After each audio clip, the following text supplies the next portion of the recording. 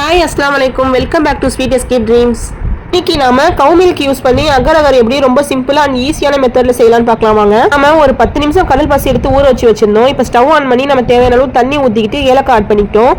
நல்லா அந்த கடல் பாசி எல்லாம் ஃபுல்லாக கரைஞ்சி வர அளவுக்கு நல்லா காய்ச்சணும், நல்லா கொதிக்க வைக்கணும். அதில் நம்ம ஏலக்காய் ஆட் பண்ணியிருக்கோம், ஃப்ளேவர் நல்லா இருக்குங்க அதோட ஃப்ளேவர். மாதிரி கரைஞ்சதுக்கப்புறம் நம்ம சுகர் ஆட் பண்ணிக்கிறோம்.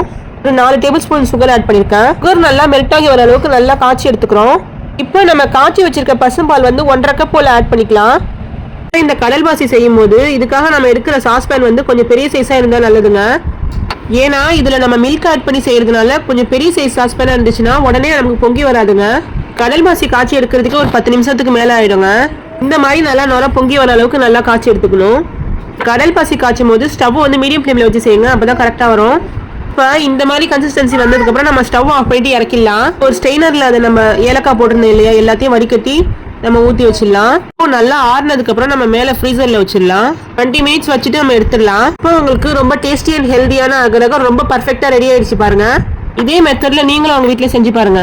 உங்களுக்கு இந்த வீடியோ பிடிச்சிருந்தா லைக் பண்ணுங்க, உங்க ஃப்ரெண்ட்ஸ் அண்ட் ஃபேமிலிக்கு ஷேர் பண்ணுங்க. மறக்காம நம்ம சேனலை சப்ஸ்கிரைப் பண்ணி வச்சுக்கோங்க, பெல் ஐக்கானை கிளிக் பண்ண மறந்துடாதீங்க.